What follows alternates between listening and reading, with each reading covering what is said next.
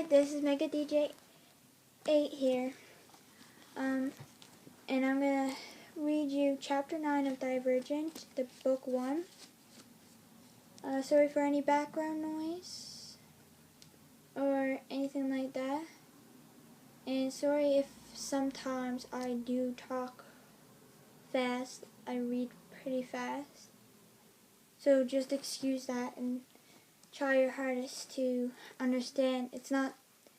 I don't talk really fast. So yeah. Chapter 9. Since there are a number of you, one of you won't be fighting today, says 4, stepping away from the board in the training room. He gives me a look. The space next to my name is blank. The knot in my stomach unravels. A reprieve. This isn't good, says Christina, nudging me with her elbow. Her elbow prods me of my sore muscles. I have more sore muscles than not sore muscles this morning, and I wince. Ow! Sorry, she says, but look, I'm up against the tank. Christina and I sat together at breakfast, and earlier she shielded me from the rest of the dormitory as I changed. I haven't had a friend like her before. Susan was better friends with Caleb than with me, and Robert only went where Susan went. I guess I haven't really had a friend. Period. It's impossible to have real friendship when no one feels like they can accept help or even talk about themselves. That won't happen here. I already know more about Christina than I ever knew about Susan, and it's only been 2 days. The tank? I find Christina's name on the board. Written next to it is Molly. Yeah, Peter's slightly more feminine-looking minion, she says, nodding toward the cluster of people on the other side of the room. Molly is tall like Christina, but that's where the similarities end. She has broad shoulders, bronze skin, and a bulbous nose. Those 3, Christina points at Peter, Drew, and Molly in turn, have been inseparable since they crawled out of the womb. Practically, I hate them. Will and Al stand across from each other in the arena. They put their hands up by their faces to protect themselves, as 4 taught us, and shuffle in a circle around each other. Al is half a foot taller than Will, and twice as broad. As I stare at him, I realize that even his facial features are big. Big nose, big lips, big eyes. This fight won't last long. I glance at Peter and his friends. Drew's shorter than both Peter and Molly, but he's built like a boulder, and his shoulders are always hunched. His hair is orange, red, the color of an old carrot. What's wrong with them? I say. Peter's pure evil. When we were kids, he would pick fights with people from other factions, and then, when an adult came to break it up, he'd cry and make up some story about how the other kid started it. And of course, they believed him, because we were candor and we couldn't lie. Ha ha. Christina wrinkles her nose and adds, Drew is just his sidekick. I doubt he has an independent thought in his brain. And Molly, she's the kind of person who fries ants with a magnifying glass just to watch them flail around. In the arena, Al punches Will hard in the jaw. I wince. Across the room, Eric smirks at Al and turns one of the rings in his eyebrow. Will stumbles to the side, one hand pressed to his face, and blocks Al's next punch with his free hand. Judging by his grimace, blocking the punch is as painful as a blow would have been. Al is slow but powerful.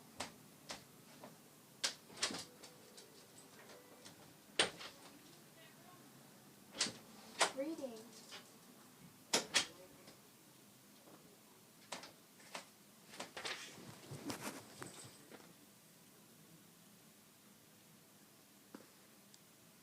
Peter, Drew, and Molly cast furtive looks in our direction and then pull their heads together, whispering. I think they know we're talking about them, I say.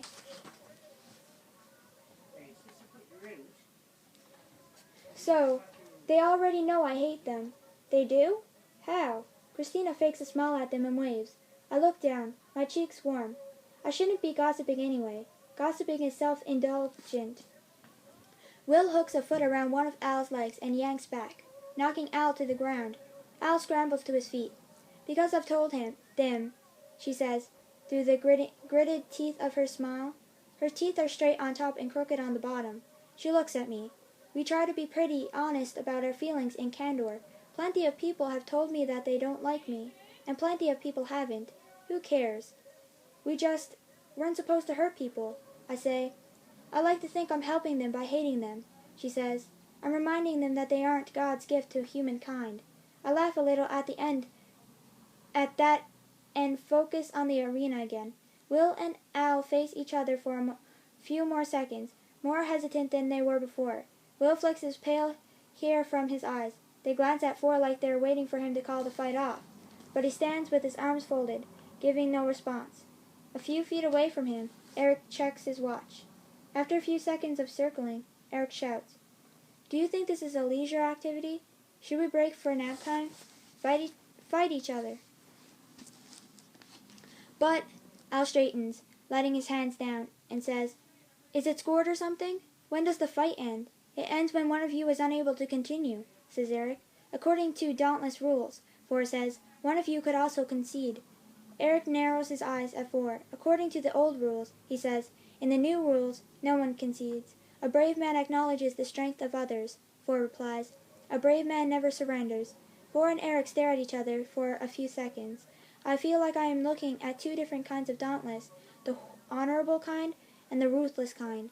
But even I know that in this room, it's Eric, the youngest leader of the Dauntless, who has the authority. Beads of sweat dot Al's forehead. He wipes them with the back of his hand. This is ridiculous, Al says, shaking his head. What's the point of beating him up? We're in the same faction. Oh, you think it's going to be that easy? Will asks, grinning. Go on, try to hit me, slowpoke. Will puts his hands up again. I see determination in Will's eyes that wasn't there before. Does he really believe he can win? One hard shot to the head and Al will knock him out cold. That is, if he can actually hit Will. Al tries a punch, and Will ducks, the back of his neck shining with sweat. He dodges another punch, slipping around Al and kicking him hard in the back. Al lurches forward and turns. When I was younger, I read a book about grizzly bears. There was a picture of one standing on its hind legs with its paws outstretched, roaring. That is how Al looks now. He charges at Will, grabbing his arm so he can't slip away, and punches him hard in the jaw. I watched the light leave Will's eyes, which are pale green, like celery. They roll back into his head, and all that tension falls from his body. He slips from Al's grasp, dead weight, and crumples to the floor. Cold rushes down my back and fills my chest. Al's eyes widen, and he crouches next to Will, tapping his cheek with one hand. The room falls silent as we wait for Will to respond. For a few seconds, he doesn't, just lies on the ground with an arm bent beneath him. Then he blinks, clearly dazed. Get him up, Eric says. He stares with greedy eyes at Will's fallen body, like the sight is a meal and he hasn't eaten in weeks. The curl of his lip is cruel. Four turns to the chalkboard and circles Al's name. Victory. Next up, Molly and Christina, shouts Eric. Al puts Will's arm across his shoulders and drags him out of the arena. Christina cracks her knuckles. I would wish her luck, but I don't know what good that would do. Christina isn't weak, but she's much narrower than Molly. Hopefully her weight will help her. Across the room, Four supports Will from the waist and leads him out. Al stands for a moment by the door, watching them go. Four leaving makes me nervous. Leaving us with Eric is like hiring a babysitter who spends his time sharpening knives. Christina tucks her hair behind her ears. It is chin length, black, and pinned back with silver clips. She cracks another knuckle. She looks nervous, and no wonder. Who wouldn't be nervous after watching Will collapse like a rag doll?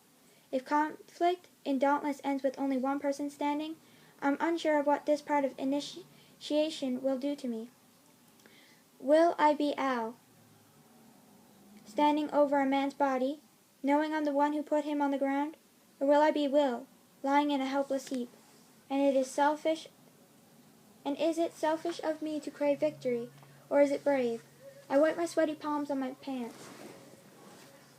I snap to attention when Christina kicks Molly in the side. Molly gasps and grits her teeth like she's about to growl through them. A lock of stringy black hair falls across her face, but she doesn't brush it away. Al stands next to me, but I'm too focused on the new fight to look at him, or congratulate him on winning, assuming that's what he wants. I'm not sure. Molly smirks at Christina, and without warning, dives, hands outstretched at Christina's midsection. She hits her hard, knocking her down, and pins her to the ground. Christina thrashes, but Molly is heavy and doesn't budge. She punches, and Christina moves her head out of the way, but Molly just punches again and again until her fist hits Christina's jaw, her nose, her mouth. Without thinking, I grab Al's arm and squeeze it as tightly as I can. I just need something to hold on to. Blood runs down the side of Christina's face and splatters on the ground next to her cheek. This is the first time I have ever prayed for someone to fall unconscious. But she doesn't. Christina screams and drags one of her arms free. She punches Molly in the air, knocking her off balance and wriggles free. She comes to her knees, holding her face with one hand. The blood streaming from her nose is thick and dark and covers her fingers in seconds. She screams again and crawls away from Molly. I can tell the heaving of her shoulders that she's sobbing, but I can barely hear her over the throbbing in my ears. Please go unconscious. Molly kicks Christina's side, sending her sprawling on her back. Al frees his hands and pulls me tight to his side. I clench my teeth to keep from crying out. I had no sympathy for Al the first night, but I am not cruel yet. The sight of Christina clutching her ribcage makes me want to stand between her and Molly. Stop, wails Christina as Molly pulls her foot back to kick again. She holds out a hand. Stop, she coughs. I'm done. Molly smiles, and I sigh with relief. Al sighs too, his rib cage lifting and falling against my shoulder. Eric walks toward the center of the arena, his movements slow, and stands over Christina with his arms folded. He says quietly, I'm sorry. What did you say? You're done? Christina pushes herself to her knees. When she takes her hand from the ground, it leaves a red handprint behind. She pinches her nose to stop the bleeding and nods. Get up, he says. If he had yelled, I might not have felt like everything inside my stomach was about to come out of it. If he had yelled, I would have known that the yelling was the worst he had planned to do. But his voice is quiet and his words precise. He grabs Christina's arm, yanks her to her feet, and drags her out of the door. Follow me, he says to the rest of us, and we do. I feel the roar of the river in my chest.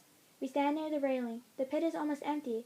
It is in the middle of the afternoon, though it feels like it's been night for days. If there were people around, I doubt any of them would help Christina. We are with Eric, for one thing, and for another, the Dauntless have different rules that brutally does not violate.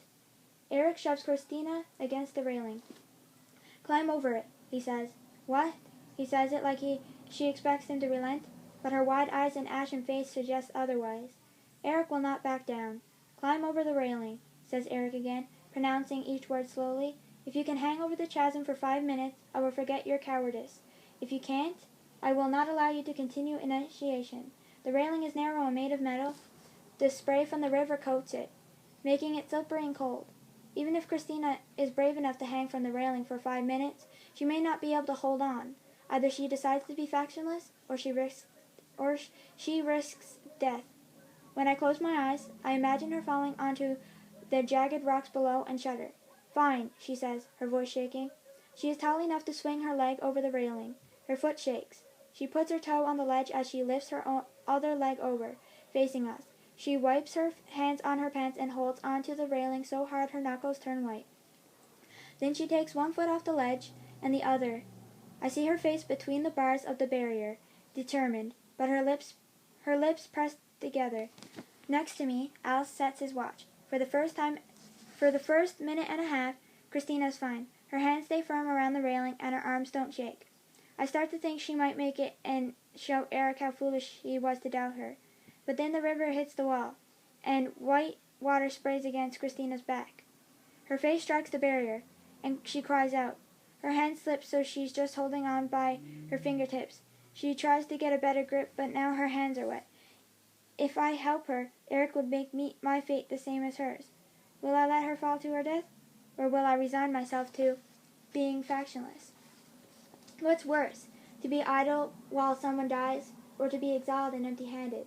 My parents would have no problem answering that question. But I am not my parents. As far as I know, Christina hasn't cried since we got here. But now her face crumples and she lets out a sob that is louder than the river.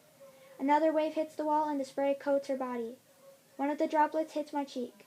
Her hands slip again, and this time one of them falls from the railing so she's hanging by 4 fingertips. "Come on, Christina," says Al, his low voice surprisingly loud. She looks at him. He claps. "Come on. Grab it again. You can do it. Grab it." Would I even be strong enough to hold on to her? Would it be worth my effort to try to help her if I know I'm too weak to do any good? I know what those questions are. Excuses. Human reasons can excuse any evil. That is why it's so important that we don't rely on it. My father's words. Christina swings her arm, fumbling for the railing. No one else cheers her on, but Al brings his big hands together and shouts, his eyes holding hers. I wish I could. I wish I could move. But I just stare at her and wonder how long I have been this disgustingly selfish. I stare at Al's watch. 4 minutes have passed. He elbows me hard in the shoulder. "Come on," I say. My voice is a whisper. I clear my throat. 1 minute left, I say, louder this time. Christina's other hand finds the railing again. Her arm shakes so hard I wonder if the earth is quaking beneath me, jiggling my vision, and I just didn't notice. "Come on, Christina," Al and I say, and as our voices join, I believe I might be strong enough to help her. I will help her. If she slips again, I will. Another wave of water splashes against Christina's back, and she shrieks as both her hands slip off the railing. A scream launches from my mouth. It sounds like it belongs to someone else. But she doesn't fall. She grabs the bars of the barrier. Her fingers slide down the metal until I can't see her head anymore. They are all I see. Al's watch reads 5. 5 minutes are up, he says, almost spitting the words at Eric. Eric checks his own watch, taking his time, tilting his wrist, all while my stomach twists and I can't breathe. When I blink, I see Rita's sister on the pavement below the train tracks, limbs bent at strange angles. I see Rita screaming and sobbing. I see myself turning away. "Fine," Eric says. "You can come up, Christina." Al walks toward the railing. "No," Eric says. "She has to do it on her own." "No, she doesn't," Al growls. "She did what you said. She's not a coward. She did what you said." Eric doesn't respond. Al reaches over the railing, and he's so tall that he can reach Christina's wrist. She grabs his forearm. Al pulls her up, his face red with frustration, and I run forward to help. I'm too short to do much good, as I suspected, but I grip Christina under the shoulder once. She's high enough, and Al and I haul her over the barrier. She drops to the ground, her face still blood-smeared from the fight, her back soaking wet, her body quivering. I kneel next to her. Her eyes lift to mine, then shift to Al, and we all catch our breath together. And that was Chapter 9. Subscribe for Chapter 10, and comment what you thought. Like if it's good. Bye.